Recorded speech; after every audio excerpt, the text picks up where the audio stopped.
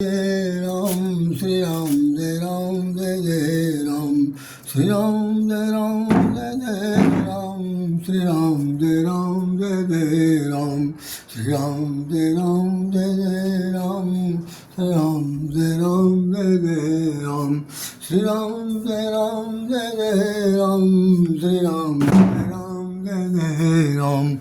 भोले साहब रामचंद्र महाराज जी की जय। आज वास्तव में गंगा दशहरा है। आध्यात्मिक भाषा में यूँ कहें कि गंगा के अवतरण का दिवस है, और कुछ पंडित लोग भी इसी तरह बता रहे हैं कि गंगा का अवतरण आज के दिन हुआ था। एक कार्तिक महीने में भी एक त्यौहार आता है जिसका नाम है कार्तिक पूर्णिमा गंगा स्नान। उसमें भी बताते हैं कि कार्तिकेय भगवान शंकर के बड़े पुत्र हैं और उनके नाम पर वो महीना पड़ा है। उस दिन भी गंगा स्नान होता है, और कुछ लोगों का कहना है गंगा स्नान कार्तिक के महीने में गंगा के अवतरण का दिवस है। तो इसमें दोनों में बड़ी भारी कंट्रोवर्सी है। खैर, मैं इस पर बिल्कुल कुछ जानना नहीं चाहता। गंगा दशहरा है, आज गंगा के अवतरण का दिवस है जैसा कि लोग कह रहे हैं। हम आपको गंगा के बारे में सिर्फ इतनी सी बात कहना चाहते हैं, दो शब्द सुन लीजिए। सिर्फ इतनी सी बात कहना चाहते हैं कि गंगा जो है वो मात्र नदी नहीं है, गंगा पानी नहीं है, गंगा केवल जल का अवतरण नहीं है। गंगा है आध्यात्मिक भाषा में और कथाओं में तो कहा गया है कि भाई भगीरथ तो गंगा को लेकर धरती पर आए थे और उन्होंने हज़ारों वर्ष तपस्या की थी। उसके बाद फिर उनको भगवान शंकर ने अपने जटा में रख लिया। जटा के बाद फिर ये हुआ कि वो हाहाकार करके जब बही तो उनको एक धारा के रूप में निकालने के लिए तो भगवान शंकर ने एक लट खोल दिया था, जिसके आधार पर गंगा जो है वो चलते हैं। तो भगीरथ जिधर जिधर जाते हैं उसके आधार पर वो जाते हैं और वहाँ गंगा सागर में वहाँ उनका अपना विलीन हो जाते हैं। तो तात्पर्य सिर्फ इतना है कि गंगा के अवतरण का दिवस हो, चाहे गंगा के नाम को लेकर के हमें अध्यात्म की भाषा में कुछ समझने की जरूरत हो, तो सिर्फ इतना समझना है गंगा उसे कहते हैं ज्ञान की गंगा। अंगा जो ज्ञान का अंक है वो गंगा है, और वो धारा के रूप में, जैसे हम लोग कहते हैं ज्ञान गंगा। आज वहाँ पर कार्यक्रम हो रहा है, वहाँ पर ज्ञान गंगा बह रही है। तो ज्ञान गंगा बह रही, नदी के रूप में बह रही, पानी के रूप में बह रही, जल के रूप में बह रही, भगवान शंकर के जटा से बह रही।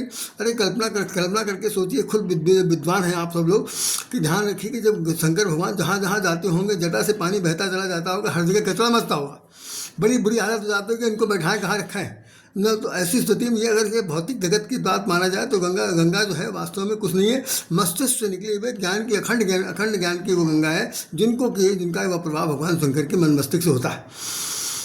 और जो कहा जाता है कि राजा बलि को 2.5 पग नापते समय जिस वक्त उन्होंने अपना चरण बढ़ाया था, तो ब्रह्मा जी ने कमंडल में उसको उनके अंगूठे को धो लिया था, और धोने के बाद वो कमंडल के अंदर जो जल था वही जल जो है वो गंगा के रूप में निकल के बाहर आया। अब जो भी कथा कि जिस तरह हम लोग पौराणिक कथाओं में चलते जाते हैं, लेकिन हमारे आपकी सोचने समझने का विषय सिर्फ इतने हैं कि गंगा सिर्फ उसे कहते हैं कि जिसके अंदर ज्ञान की अपरिमित धारा बह रही है। हम कितना समझ पाए हैं, किस तरह समझना है, सतोगुण रजोगुण तमोगुण, ये तीनों प्रकार की धाराएं, यही तीनों प्रकार की धाराओं को लेकर के ही हमने त्रिवेणी बनाई है। 3 धाराएं निकली हैं। उन तीनों धाराओं में क्या है कि ये सतोगुण का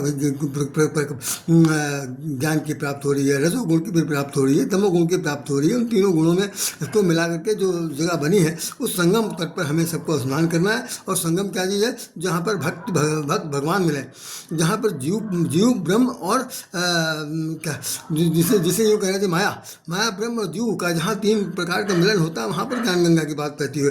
तो इन गंगा को समझना है, और यही समझने का सबसे बड़ा उत्तरदायी गंगा दशहरा का तात्पर्य यही है कि जेठ महीने के शुक्ल पक्ष में 10वें के दिन गंगा का अवतरण हुआ था। ये इतनी बात बहुत छोटी है और बहुत बड़ी है, लेकिन हमें उस पर नहीं जाना। हमारे आपके भौतिक जीवन में क्या इसका उद्धार हो सकता है, इसके लिए हमने सिर्फ इतनी बता दिया कि आपको जीवन में ज्ञान की प्राप्त करने के लिए ज्ञान गंगा की आवश्यकता है। उसको अपने जीवन में उतारिए, ढालिए और अपने जीवन को सार्थक बनाइए। जैसे गंगा भगीरथ के मार्गदर्शन में चल करके सागर में विलीन हो जाते हैं, ठीक उसी प्रकार हम लोग भी अपने जीवन को धन्य करने के लिए ज्ञान की गंगा को अपने जीवन में उतारें और इस प्रकार से प्रवाहित हो, उसमें इस प्रकार से प्रवाहित हो कि आखिर में आत्मा जो है परम ब्रह्म में विलीन हो जाए। इसका मतलब नहीं है समय से पहले जाकर के मर जाए, मरना मरना कुछ नहीं है, बल्कि हमें उनके उनके उनके साथ साक्षात्कार हो जाए, आत्मानुभूति हो जाए। यही ज्ञान गंगा का सबसे बड़ा महत्वपूर्ण है। गंगा दशहरा को समझने के लिए इस बात को सबको आपको सोचना पड़ेगा। इन्हीं शब्दों के साथ राधेश्याम राधे हृदय से नमन करता है, आप सब लोगों को शुभकामनाएं देता है कि आप लोग अपने मन में विचार कीजिए और विचार के बाद जितना वास्तविकता हो, सत्य हो, उसे स्वीकार कीजिए। जय श्री राम।